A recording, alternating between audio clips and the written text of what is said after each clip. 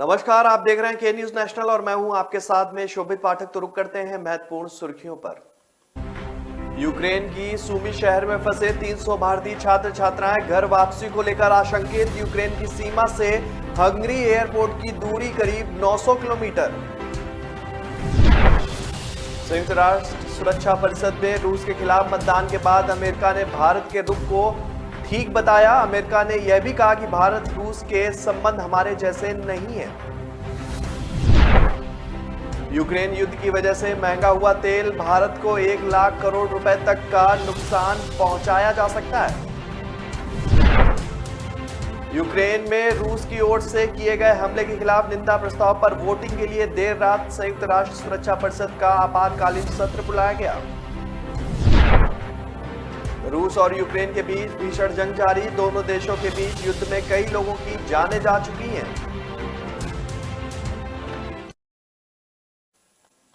Ukraine के सूमी शहर में फंसे 300 भारतीय छात्र छात्राएं घर वापसी को लेकर आशंकित हैं। यूक्रेन की सीमा से हंगरी एयरपोर्ट की दूरी करीब 900 किलोमीटर है।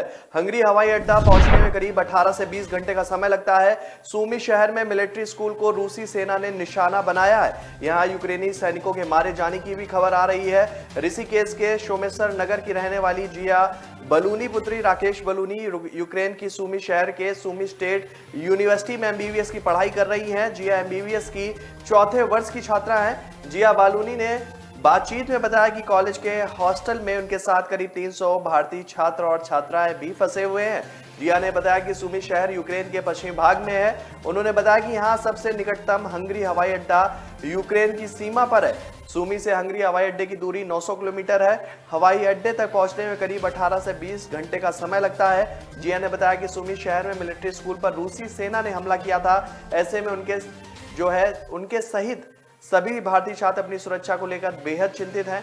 हालांकि भारतीय दूतावास के अधिकारी लगातार उनके संपर्क में हैं, लेकिन यूक्रेन के आखिरी छोर पर पहुंचने के चलते उन लोगों तक सबसे आखिरी में मदद पहुंचने का अंदेशा है। जिया ने बताया कि फिलहाल हॉस्टल में खाद्यान्न की कमी है और उनको हॉस्टल से निकलने की मनाही है। सप्ताह में एक बार ही वे जरूरी सामान लेने के लिए हॉस्टल से बाहर निकल रहे हैं।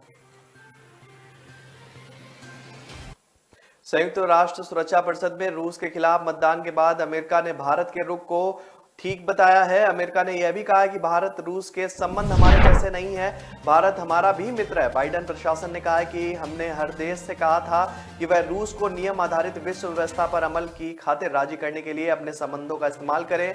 अमेरिकी विदेश विभाग के प्रवक्ता नेड प्राइस ने कहा है कि अमेरिका व भारत महत्वपूर्ण हित व मूल्य साझा करते हैं। हम जानते हैं कि भारत के रूस के साथ अलग रिश्ते हैं और ये वैसे नहीं है जैसे कि रूस के हमारे साथ रिश्ते हैं। निश्चित रूप से ये उचित है। वाशिंगटन से अपनी नियमित प्रेस कॉन्फ्रेंस में प्राइस ने बात कही है। प्राइस ने आगे कहा कि भारत और रूस के बीच रक्षा और सुरक्षा समेत तमाम क्षेत्रों में एक रिश्ता है जो हमारे जैसा नहीं है। हमने रूस से संबंध रखने वाले हर उस देश से कहा था कि वह अपने रिश्तों का इस्तेमाल करते हुए विश्व व्यवस्था को कायम रखने के लिए उसे तैयार करे।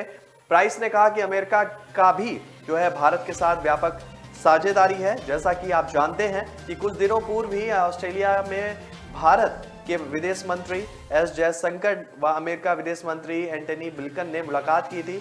वह बैठक में भारत और प्रशांत क्षेत्र को लेकर मंथन भी हुआ था।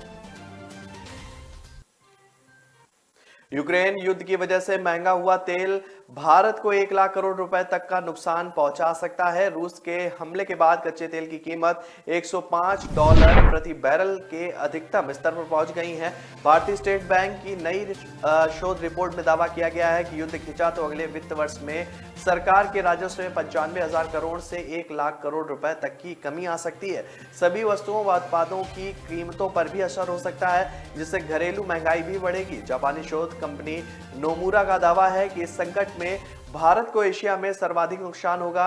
एसबीआई के समूह प्रमुख आर्थिक सलाहकार सौम्यकांति घोष की रिपोर्ट के अनुसार नवंबर 2021 में अंतर्राष्ट्रीय बाजार में कच्चे तेल की कीमत बढ़ रही है। हालांकि भारत में सरकार ने इसे काबू में रखा है। अगर कीमत $100 से $110 की सीमा में रहती है तो वैट के ढांचे के अनुसार पेट्रोल डीजल की कीमत मौजूदा दर से 9 से 14 रुपए प्रति लीटर अधिक होनी चाहिए। सरकार उत्पादन कर को घटाकर कीमत बढ़ने से रोक सकती है तो हर महीने 8,000 करोड़ रुपए के राजस्व का नुकसान होगा। अगले वित्त वर्ष में पेट्रोल डीजल की मांग 8 से 10% बढ़ी है। यूक्रेन में रूस की ओर से किए गए हमले के खिलाफ निंदा प्रस्ताव पर वोटिंग के लिए देर रात संयुक्त राष्ट्र सुरक्षा परिषद का आपातकालीन सत्र बुलाया गया और इस सत्र में भारत और चीन ने यूक्रेन पर आक्रमण की निंदा करते हुए वोट से परहेज किया। प्रस्ताव के पक्ष में 11 और विपक्ष में 1 वोट पड़ा। बैठक में बहस के दौरान अमेरिका ने रूसी हमले की निंदा करते हुए रूसी राष्ट्रपति पुतिन पर बैन लगाने की बात कही है तो ब्रिटेन ने आरोप लगाया है कि रूसी टैंक आम लोगों को कुचल रहे हैं, लेकिन भारत ने बेहद संतुलित रुख अपनाते हुए सभी विवादित मुद्दों को बातचीत के जरिए सुलझाने पर जोर दिया है। भारत ने कहा कि इस बात से खेद है कि कूटनीतिक का रास्ता छोड़ दिया गया है, हमें उस पर लौटना होगा। इन सभी कारणों से भारत ने इस प्रस्ताव पर परहेज करने का विकल्प चुना। यूक्रेन पर यूएनएससी की बैठक में संयुक्त राष्ट्र में भारत की प्रतिनिधि टीएस त्रिमूर्ति ने कहा है कि सभी सदस्य देशों को रचनात्मक तरीके से आगे बढ़ने के लिए सिद्धांतों का सामना और सम्मान करने की आवश्यकता है। मतभेदों और विवादों को निपटाने के लिए संवाद ही एकमात्र उत्तर है। हालांकि ये कठिन लग सकता है। टीएस त्रिमूर्ति ने कहा कि यूक्रेन में हाल ही में हुए घटनाक्रम से भारत बेहद परेशान है। हम आग्रह करते हैं कि हिंसा और शत्रुता को तत्काल समाप्त के सभी प्रयास किए जाएं। नागरिक के जीवन की सुरक्षा के लिए अभी तक कोई भी समाधान नहीं निकाला गया है। रूस और यूक्रेन के बीच भीषण जंग जारी है। दोनों देशों के बीच युद्ध में कई लोगों की जानें जा रही हैं। इस बीच अमेरिका ने रूस पर कई और प्रतिबंध लगाए हैं। अमेरिका विदेश मंत्री एंटनी ब्लिंकन की ओर से जारी प्रेस रिलीज में कहा गया है कि यूक्रेन पर किए गए क्रूर और बेवजह हमले के लिए रूस को गंभीर कीमत चुकानी होगी। एंटनी ब्लिंकन ने कहा है कि हम अपने सहयोगियों और भागीदारों के साथ एकजुट हैं और इस बात को सुनिश्चित करने के लिए प्रतिबद्ध हैं। रूसी सरकार को एक संप्रभु और लोकतांत्रिक राज्य यूक्रेन पर आक्रमण के लिए एक गंभीर आर्थिक और राजनीतिक कीमत चुकानी होगी। अमेरिकी ट्रेजरी विभाग ने आक्रमण के लिए पुतिन और उनके 3 सहयोगियों को जिम्मेदार ठहराते हुए प्रतिबंध लगा दिए हैं। विदेश मंत्री एंटनी ब्लिंकन ने कहा है कि हम सहयोगियों और भागीदारों के समन्वय में राष्ट्रपति व्लादिमीर पुतिन और रूस की सुरक्षा परिषद के 3 सदस्यों पर सीधे यूक्रेन में आक्रमण के लिए जिम्मेदार ठहराते हुए प्रतिबंध लगा रहे हैं। इनमें पुतिन के अलावा विदेश मामलों के मंत्री सर्गेई लावरोव, रक्षा मंत्री सर्गेई शोइगु और उप रक्षा मंत्री रूसी संघ के सशस्त्र बलों के जनरल स्टाफ के प्रमुख वालेरी गेरासिमोव पर कार्रवाई की गई है। ब्लिंकन ने कहा है कि पारस्परिक सुरक्षा चिंताओं को दूर करने और अनावश्यक संघर्ष और मानवीय पीड़ा से बचने के लिए अमेरिका ने कई प्रयास किए हैं, लेकिन व्लादिमीर पुतिन ने हमारे सहयोगियों और भागीदारों के अक्षय विश्वास के प्रयासों को खारिज कर दिया। तो ब्रेक पर जाने से पहले रुक करते हैं महत्वपूर्ण सुर्खियों पर। यूक्रेन की सूमी शहर में फंसे 300 भारतीय छात्र छात्राएं घर वापसी को लेकर आशंकित। यूक्रेन की सीमा से हंगरी एयरपोर्ट की दूरी करीब 900 किलोमीटर। संयुक्त राष्ट्र सुरक्षा परिषद में रूस के खिलाफ मतदान के बाद अमेरिका ने भारत के रुख को ठीक बताया। अमेरिका ने यह भी कहा कि भारत रूस के संबंध हमारे जैसे नहीं है। यूक्रेन युद्ध की वजह से महंगा हुआ तेल, भारत को 1 लाख करोड़ रुपए तक का नुकसान पहुंचाया जा सकता है। यूक्रेन में रूस की ओर से किए गए हमले के खिलाफ निंदा प्रस्ताव पर वोटिंग के लिए देर रात संयुक्त राष्ट्र सुरक्षा परिषद का आपातकालीन सत्र बुलाया गया। रूस और यूक्रेन के बीच भीषण जंग जारी। दोनों देशों के बीच युद्ध में कई लोगों की जानें जा चुकी हैं। न ऐश का न द्वेष का, यह दंगल है देश का। सुलगती समस्याओं के जुलसते सवालों का होगा दंगल देश का। प्रशासन के प्रश्नों को लेकर होगा दंगल देश का। शिक्षा, स्वास्थ्य, समाज, कानून और व्यवस्था के आज क्या है हालात। सोमवार से शुक्रवार रोज रात 8 बजे जलपा क्षत्रिय के साथ दंगल देश का। ब्रेक के बाद फिर स्वागत है आपका। रुक करते हैं आगे की महत्वपूर्ण खबरों पर।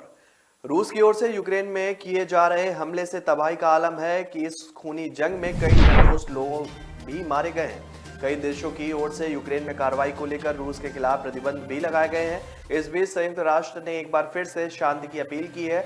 संयुक्त राष्ट्र महासचिव एंटोनियो गुटेरस ने यूक्रेन के खिलाफ जंग लड़ रहे रूसी सैनिकों से अपने बैरक में लौटने का आग्रह किया है।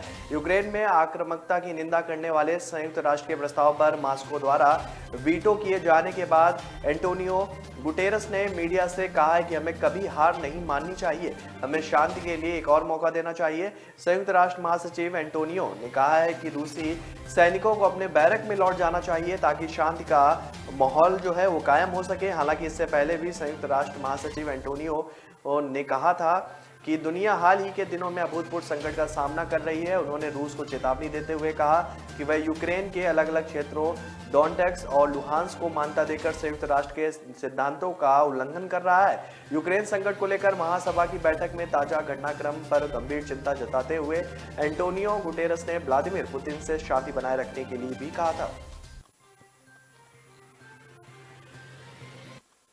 देश में जानलेवा कोरोना वायरस महामारी के मामलों में अब लगातार गिरावट देखी जा रही है। देश में पिछले 24 घंटे में कोरोना वायरस के 11,499 केस सामने आए हैं और इस दौरान 255 लोगों की मौत भी हो गई है। कल 13,166 मामले दर्ज किए गए थे, यानी कल की तुलना में आज मामले 12.6% घटे हैं। और केंद्रीय स्वास्थ्य मंत्रालय की ओर से जारी किए गए आंकड़ों के मुताबिक देश में अब एक्टिव मामलों की संख्या घटकर 1,21,888 हो गई है। वहीं इस महामारी से जान गंवाने वालों की संख्या बढ़कर 5,13,481 हो गई है। आंकड़ों के मुताबिक अभी तक 4,22,70,482 जो है लोग संक्रमण मुक्त हो चुके हैं। दिल्ली में कोविड-19 से जान गंवाने वाले लोगों से इस साल 22 फरवरी तक लिए गए नमूनों में 80% में ओमिक्रॉन स्वरूप पाया गया है। सरकारी आंकड़ों में यह जानकारी दी गई है कि मृतकों से एकत्र किए गए 339 नमूनों की जीनोम स्कैनिंग से पता चला है कि उनमें से 191 में कोरोना वायरस के ओमिक्रॉन स्वरूप थे। शेष 48 नमूनों में डेल्टा सहित कोरोना वायरस के अन्य स्वरूप पाए गए हैं। डेल्टा स्वरूप पिछले साल अप्रैल और मई में महामारी की दूसरी लहर के लिए जिम्मेदार रहा था। आंकड़ों के मुताबिक दिल्ली में इस साल 22 फरवरी तक जीनोम स्कैनिंग प्रयोगशालाओं में कुल 626 नमूनों का विश्लेषण में 92 में ओमिक्रॉन स्वरूप पाए गए हैं। कुल नमूनों में 2% में डेल्टा स्वरूप और 6% अन्य स्वरूप जो है उसमें पाए गए हैं। विधानसभा चुनाव में भाजपा के बूथ कार्यकर्ताओं को प्रबंधन का गुण सिखाने के एक दिवसीय दौरे पर 27 फरवरी को अपने संसदीय क्षेत्र के दौरे पर आ रहे प्रधानमंत्री नरेंद्र मोदी मंडल के हर पदाधिकारी से फीडबैक लेंगे। सम्मेलन के दौरान पीएम मोदी कार्यकर्ताओं के बीच जाएंगे और इसके लिए कार्यक्रम स्थल पर प्रत्येक मंडल के हिसाब से 37 ब्लॉक बनाए गए हैं। ब्लॉक के बीच बने 15 फीट के रास्ते से ई कार्ट में बैठकर सीएम जो है पीएम जो है वो कई सीएम से मुलाकात भी करेंगे और कार्यकर्ताओं से मुलाकात भी करेंगे। इसके बाद संपूर्णानंद संस्कृत विश्वविद्यालय परिषद में पूर्वांचल के चुनाव अभियान में जुड़े प्रमुख पदाधिकारियों के साथ बैठक करेंगे। प्रधानमंत्री 27 फरवरी को करीब 3 घंटे के प्रवास पर वाराणसी आएंगे। वह 27 फरवरी को पूर्वाह्न 11 बजे विशेष विमान से बाबतपुर एयरपोर्ट पहुंचेंगे और यहां से हेलीकॉप्टर से पुलिस लाइन आएंगे। पुलिस लाइन से सड़क मार्ग से विश्वविद्यालय जाएंगे। भाजपा इस रूट पर रोड शो की तैयारी में जुटी है। विश्वविद्यालय में करीब 20,000 बूथ पदाधिकारियों के सम्मेलन में मंडल के हिसाब से कार्यकर्ताओं को बैठाया जाएगा और इसके लिए शहर के 13 और जिले और 20 मंडल के 20,113 कार्यकर्ताओं की सूची भी तैयार की गई है। पीएम संवाद से पहले प्रत्येक मंडल के कार्यकर्ताओं के बीच जाएंगे। पीएम के संबोधन के बाद एक बड़ी बैठक भी होगी। उत्तर प्रदेश विधानसभा चुनाव में बुलडोजर काफी चर्चा में बना हुआ है। एक और विपक्ष इस मुद्दे को लेकर सीएम योगी आदित्यनाथ पर लगातार हमला कर रहा है। वहीं दूसरी ओर बीजेपी के साथ ही सीएम योगी भी अपने बुलडोजर एक्शन को सही बताते हुए जनता का वोट लेने में लगे हैं। इस बीच अब एक वीडियो वायरल हो रहा है। दरअसल ये वायरल वीडियो सीएम योगी का है। सीएम योगी आदित्यनाथ विधानसभा चुनाव के लिए प्रचार करने पहुंचे। सभी अपनी सभा में सीएम योगी ने बुलडोजर देखा और जिसके बाद से वे काफी खुश नजर आए। हेलीकॉप्टर से अपने सहयात्री को उन्होंने बुलडोजर भी दिखाया। बुलडोजर दिखाते हुए सीएम ने कहा कि वहां देखो बुलडोजर भी खड़े हैं मेरी सभा में। अब इसका वीडियो सोशल मीडिया पर खूब वायरल हो रहा है, जिस पर सोशल मीडिया के तहत लोग अपनी खूब प्रतिक्रिया भी दे रहे हैं। बताया जाता है कि सीएम योगी सुल्तानपुर में एक जनसभा को संबोधित करने गए थे, तभी उन्हें अपनी सभा में हेलीकॉप्टर से ही बुलडोजर को देखा। वहां उनकी सभा में 5 बुलडोजर खड़े थे जिस पर एक बड़ा सा पोस्टर लगा हुआ था। उस पोस्टर पर लिखा था कि बाबा का बुलडोजर। ये वीडियो बीजेपी नेताओं के द्वारा शेयर किया गया है। बता दें कि यूपी चुनाव में अब तक 4 चरणों का मतदान हो चुका है। वहीं 5वें चरण के तहत आज मतदान जो है वो जारी है। केंद्रीय महिला कल्याण मंत्री और अमेठी की सांसद स्मृति ईरानी का कहना है कि वायनाड में बैठकर अमेठी की जनता को गाली देने वाले कांग्रेसी नेता राहुल गांधी किस मुंह से अमेठी की जनता से वोट मांगने आएंगे। कांग्रेस के लड़की हूं लड़ सकती हूं अभियान में सच्चाई है तो प्रियंका वाड्रा ने स्वयं चुनाव क्यों नहीं लड़ा। कांग्रेस का अध्यक्ष पद किसी सामान्य महिला को क्यों नहीं दिया जाता है। अमेठी में चुनाव प्रचार के दौरान सचिन मुद्रल से खास बातचीत में स्मृति ईरानी ने कहा कि समान नागरिक संहिता के मुद्दे पर उन्होंने अपनी बेबाक राय रखी। जिस मुद्दों से भारत का हित संरक्षित होता है उन्हें लागू करने में मोदी सरकार पीछे नहीं हटेगी। उन्होंने कहा कि वायनाड में बैठकर अमेठी की जनता को गाली देने वाले राहुल गांधी चुनाव में किस मुंह से यहां की जनता से वोट मांगने आएंगे। राहुल गांधी चुनावी जीव है जो सिर्फ चुनाव में ही दिखते हैं। मैं आनंदित हूं कि हमें प्रमाणित करने का मौका मिल जाएगा कि राहुल और प्रियंका के आने से अमेठी में कांग्रेस हारती है। मैं हर्ष के साथ कह रही हूं कि प्रधानमंत्री नरेंद्र मोदी के नेतृत्व में विकास के मुद्दे पर भाजपा को जनता का स्नेह और आशीर्वाद मिल रहा है। भाजपा की स्थिति बहुत अच्छी है और 4 चरणों में भाजपा बहुमत की ओर बढ़ गई है। पार्टी अपना 300 प्लस का लक्ष्य इस बार जरूर पूरा करेगी। तो ब्रेक पर जाने से पहले रुक करते हैं महत्वपूर्ण सुर्खियों पर। यूक्रेन की सूमी शहर में फंसे 300 भारतीय छात्र छात्राएं घर वापसी को लेकर आशंकित। यूक्रेन की सीमा से हंगरी एयरपोर्ट की दूरी करीब 900 किलोमीटर। संयुक्त राष्ट्र सुरक्षा परिषद में रूस के खिलाफ मतदान के बाद अमेरिका ने भारत के रुख को ठीक बताया। अमेरिका ने यह भी कहा कि भारत रूस के संबंध हमारे जैसे नहीं है। यूक्रेन युद्ध की वजह से महंगा हुआ तेल, भारत को 1 लाख करोड़ रुपए तक का नुकसान पहुंचाया जा सकता है। यूक्रेन में रूस की ओर से किए गए हमले के खिलाफ निंदा प्रस्ताव पर वोटिंग के लिए देर रात संयुक्त राष्ट्र सुरक्षा परिषद का आपातकालीन सत्र बुलाया गया। रूस और यूक्रेन के बीच भीषण जंग जारी। दोनों देशों के बीच युद्ध में कई लोगों की जानें जा चुकी हैं। न ऐश का न द्वेष का, यह दंगल है देश का। सुलगती समस्याओं के जुलसते सवालों का होगा दंगल देश का। प्रशासन के प्रश्नों को लेकर होगा दंगल देश का। शिक्षा, स्वास्थ्य, समाज, कानून और व्यवस्था के आज क्या है हालात। सोमवार से शुक्रवार रोज रात 8 बजे जलपा क्षत्रिय के साथ दंगल देश का। ब्रेक के बाद फिर स्वागत है आपका। रुक करते हैं आगे की महत्वपूर्ण खबरों पर।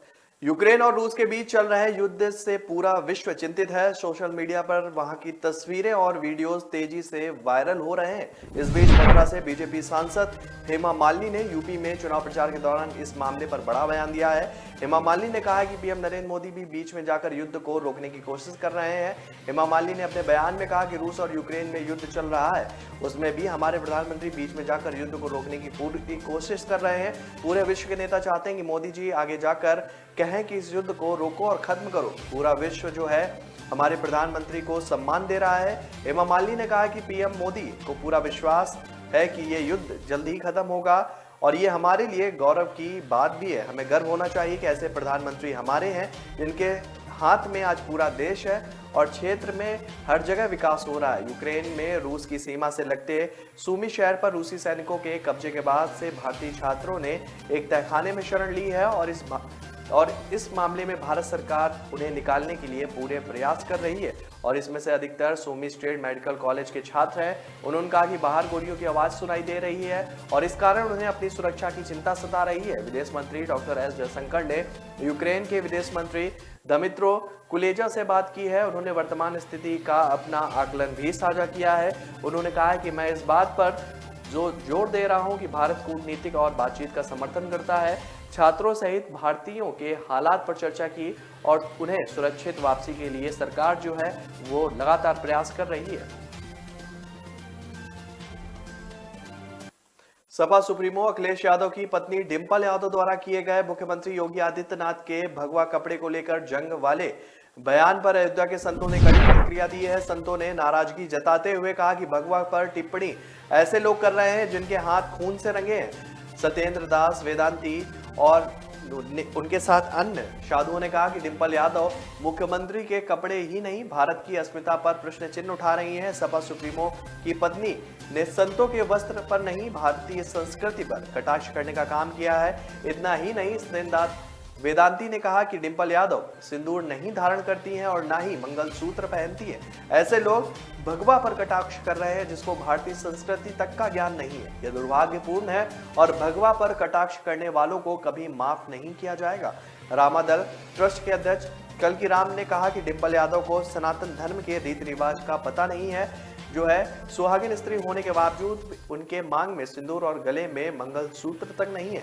कल्की राम ने नाराजगी व्यक्त करते हुए कहा कि ये लोग मुख्यमंत्री के कपड़ों के रंग पर टिप्पणी कर रहे हैं। अखिलेश यादव मुख्यमंत्री के पैरों की धूल तक नहीं है। सीएम योगी मुख्यमंत्री बाद में है, पहले देश के तमाम प्रतिष्ठित मठ मंदिरों के अध्यक्ष हैं। महान संत पर टिप्पणी करना जो है वो बहुत गलत हो सकता है। सबसे पहले डिंपल यादव जो है अपने में सुधार करें, बाद में किसी को परिभाषित करें।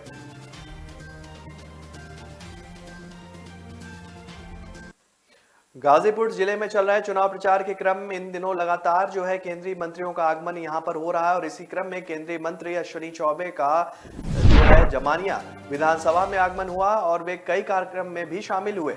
इस दौरान उन्होंने कहा कि 4 चरणों के चुनाव के बाद समाजवादी पार्टी में आग लग चुकी है। उनका परिवारवाद और खानदानवाद चलाने का जो सिक्का था वह अब खत्म हो गया है। इन दिनों प्रदेश में बीजेपी का जनसैलाब चल रहा है। 4 चरणों के चुनाव में 60% हम हैं और 40% में सब हैं। इस दौरान उन्होंने कहा कि जमानिया महर्षि परशुराम की भूमि और जो है जमदग्नि की भूमि है और यहाँ ऋषि और कृषि ही चलने वाले हैं। मैं पूरे विश्वास के साथ कहता हूं कि अगली सरकार बीजेपी की ही बनेगी और वह भी पूर्ण बहुमत वाली। बीजेपी को 350 से अधिक सीटें मिलेंगी।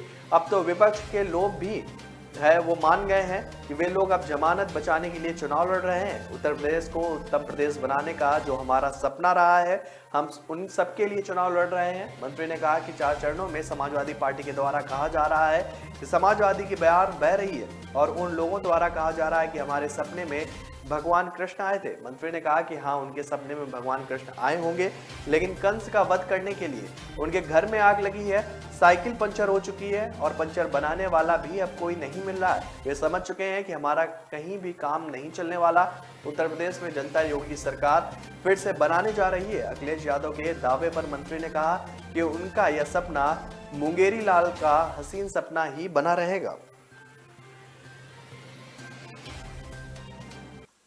हरियाणा के अंबाला जिले के गांव मंगोल के साथ लगती बेगना नदी किनारे जंगल में लगभग 232 पुराने जो है बम शैल का जखीरा मिलने से क्षेत्र में सनसनी फैल गई है। सूचना मिलते ही थाना प्रभारी शहजादपुर राजेश कुमार टीम के साथ मौके पर पहुंचे और उच्च अधिकारियों व बम निरोधक दस्ते को भी सूचना दी गई। बम निरोधक दस्ते ने मौके पर पहुंचकर जांच पड़ताल शुरू की है। जानकारी के अनुसार वन विभाग के रखवाले हरकीरत ने शुक्रवार को जंगल में जो है पड़े प्लास्टिक के कट्टों से ढके मोटे मोटे लोहे के पुराने टुकड़ों को देखा, जिसकी सूचना उसने अपने अधिकारियों को दी है और इनके बाद वन विभाग के अधिकारियों ने पुलिस को सूचित किया है। पुलिस ने मौके पर पहुंचकर देखा तो उन्हें बम होने का संदेह हुआ। इस पर थाना प्रभारी शहजादपुर राजेश कुमार ने इसकी सूचना अधिकारियों को दी है। साथ ही बम निरोधक दस्ते को भी मौके पर बुलाया गया है। सूचना मिलते ही बम निरोधक दस्ता मौके पर पहुंचा। जांच करने में प्रथम दस्ता या पुराने जंग लगे हुए बम शैल बताए जा रहे हैं। यह प्लास्टिक के पुराने थैलों के नीचे रखे हुए थे, जिसमें से कुछ बाहर निकल गए थे। बम निरोधक दस्ते ने सावधानी से सभी बम शैल को बाहर निकाला है, जिसके बाद इनकी गिनती की गई। इस संबंध में थाना प्रभारी राजेश कुमार ने बताया कि उन्हें आज दोपहर बाद वन विभाग के गार्ड से सूचना मिली थी और इसके बाद वे अपनी टीम के साथ मौके पर पहुंचे और बम की आशंका होने पर उच्च अधिकारियों के साथ बम निरोधक दस्ते को उन्होंने सूचना दी। तो फिलहाल इस बुलेटिन में मेरे साथ इतना ही। आगे की खबरों के लिए बने रहिए के न्यूज नेशनल के साथ। तब तक के लिए नमस्कार। यूक्रेन की सूमी शहर में फंसे 300 भारतीय छात्र छात्राएं घर वापसी को लेकर आशंकित। यूक्रेन की सीमा से हंगरी एयरपोर्ट की दूरी करीब 900 किलोमीटर। संयुक्त राष्ट्र सुरक्षा परिषद में रूस के खिलाफ मतदान के बाद अमेरिका ने भारत के रुख को ठीक बताया। अमेरिका ने यह भी कहा कि भारत रूस के संबंध हमारे जैसे नहीं है। यूक्रेन युद्ध की वजह से महंगा हुआ तेल, भारत को 1 लाख करोड़ रुपए तक का नुकसान पहुंचाया जा सकता है।